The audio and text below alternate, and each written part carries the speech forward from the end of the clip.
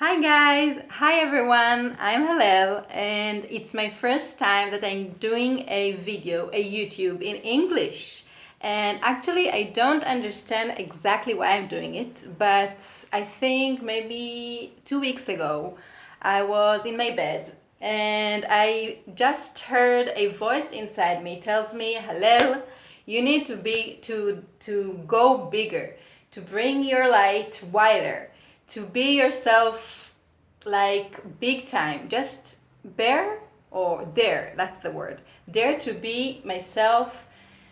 It's okay to be embarrassed, but I did it like most of my life, and now it's time to shine. So Hebrew is a wonderful language, but most of you speak English and most of you don't understand Hebrew. So I'm just jumping into the water.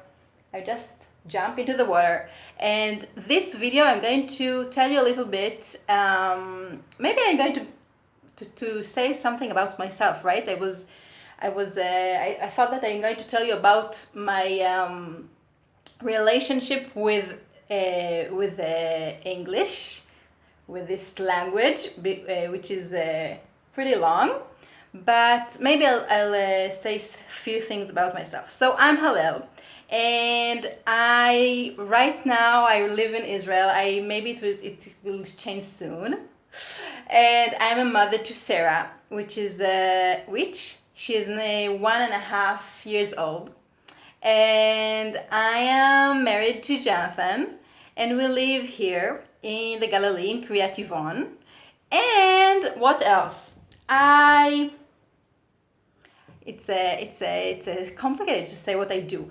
I write on Facebook. I do posts that talk about the power that we have inside ourselves, about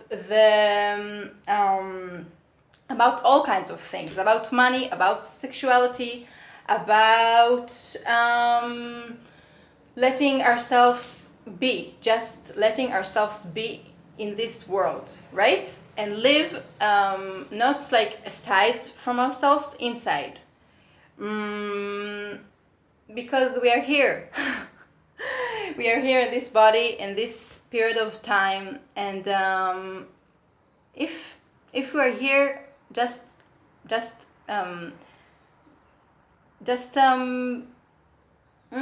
don't have the words. Okay, so I'm going to speak about things that I have the words for them, and I really hope, and I know that God is with me, that through time and when I will practice my English, it will get better and better and more and more fluently. It's really embarrassing. No, it's not really. It's a little bit embarrassing and it's a little bit difficult to me to speak in English because I'm a person of words. I like words. I like languages. Like when I speak in Hebrew, I feel that I'm in the ocean, that I can take all the words that I want and express myself like really good. So in English, I have like a fifth of the words that I have in Hebrew, and I just need to deal with it. And also, the most important thing that I can say about it is to willing to be not perfect. Okay, I have a long relationship with perfectionism. That's how we say it in English. And that tells me, no, it's not good enough, and it's good enough. Don't do that. Do it only when it's perfect. And that sucks, because that's what it tells me to do, is to be in bed until I'm ready. And there's no time that I will be ready. No one will knock on the door and say, hello, come, hey, hello, why don't you speak in English? No one will say that. So it's really a practice for me to let go the perfect. I want to tell you something. I won't be perfect in this life. I'm a human being in a body, which means that I will, in this life, in this period of life, as being a human being, I will not be perfect. So here I am speaking English, and I need to tell myself, okay, you don't have all the words, that's right, but you do know the language and people will understand. you have enough words that people will understand. And more than that, people want to feel you, okay? To feel me, to feel you. What we want from each other is not only the words, it's not only the understanding from the head, it's more the heart and the feelings that come through our words than the knowledge itself. And I love knowledge, and I know that it will be able to me to give the knowledge that I have. But for now, I just say what I have is enough. What a big thing to understand. This little thing is so big to understand that what I have now is enough. Okay, it's enough. So, few things about this language. Okay, all of my life, or most of my life, I felt stupid. in school, it took me many years. Only in the 2, 3, 5 last years it became more and more good. What I think about myself, I was really used to think about myself as a good person, good listener, all kinds of other values, but that I'm not smart. And I think the main two issues were mathematics and English. And I actually started to learn English in first grade. I was in a Waldorf school, which usually in Israel you start to learn English on fourth grade or something like that. But we started on first grade. But it didn't work so well. And besides head and shoulders, knees and toes, I didn't know much. And then when I was in fourth grade, my parents decided to move to California. It was a big moving, and they gave me a few lessons, private English lessons with this student. It didn't help much. It was like I really had only the basic, only like cat, dog, really basic. And then we moved, and when I was in fifth grade, I was in California in other Waldorf school there near Sacramento. And I just it was much more to jump in the water than I do now, because I didn't know anything. There were no Israelis in the school, no one that spoke Hebrew, and I just struggled around, and I don't know how if I said it right, and I need to survive. So I spoke a lot with my hands and through intonation, and slowly I began to learn the English. I was there 2 years, 2 different schools actually. I moved a lot of apartments, lots of schools.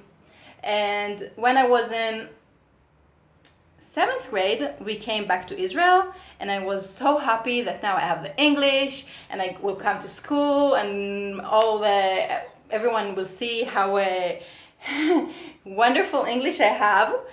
And I was really surprised that I didn't have such a good English, or at least I thought that I had a better English than I had practically.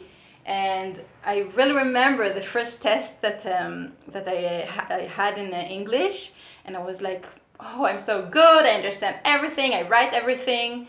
Oh, also I tell you that I have mistakes, how you say, words mistakes when I write in Hebrew also. It was also an issue. Another reason to think that I'm stupid. Oh, yeah, okay. Now I don't think that I'm stupid. It's important to me to say. Now I think that I'm bright and I'm really smart. But not in the way that schools and teachers and tests are looking for, yeah? For it's not that kind of ability that I have. Anyhow, I really remember getting back the test it was in 7th grade, and I really remember this red pen and with this I think 88 or 83, something like that, and I was like, oh my god. And that was yeah, and that was the from 7th grade till the end of school. I really hated English. I did 5 points in the Bagrut, it's called, the test, the final test, but I didn't have such a high score, as you say, I think. And the main thing that I felt stupid. I felt that it's not that I was 2 years in America and it didn't help, so I'm stupid. How come people here in Israel know English better than I? And then now I have to tell you something. When I'm talking now, I think about all the Israeli people that will see. I'm not so impressed from you, the American or the English speakers, because I think you will love me and you will understand what I'm saying, but I'm impressed from the Israeli people who will say, oh my God, she doesn't have an English. Oh, I forgot the good thing that I've got. Oh, yeah. Basically, all my English that I speak now is from the 2 years there. So I got an English, but not as I wanted, not as well that I wanted it to be. But I have an American accent, so that's pretty cool. And I know that when I speak to Americans, my accent gets better, and also my English gets better. I know that somewhere in my brain there is a field where the English is fluently. I know that. I know that when I will speak a lot, or when I will be in an area that speaks English, I think there is a point in my brain that knows to speak English fluently. And it's also, of course, like everything, that when we are thinking about those people who will laugh at us and will be negative, so when I think about those people, my English gets worse. And when I think about the people that will love me and will understand, and I'm concentrating in my speaking, so then of course the words come out more smoothly.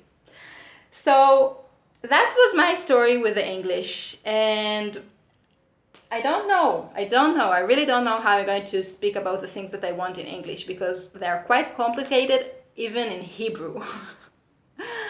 But I have a feeling and a call inside tell me, Hallel, do it in English. I also want to translate some of my texts that I write in English, and I know that my book will be translated to English. And the main thing is that in the last week I have a really, really big, I don't know, feeling inside that I need to go wider and not to be afraid, just to be myself, okay? That's what I have. I don't have another English to give you. That's what I have. And to use it, to use what I have, like to use it, all of it, and not save it to myself. And yeah, I really, really hope that it will get better and better, and fluently, more and more fluent, and that's it. And I really hope that tomorrow we will meet again. This is my channel. Most of the videos are in Hebrew. Some will be in English. Maybe I will put aside the English ones, that a playlist in English and a playlist in Hebrew, that it will be easier.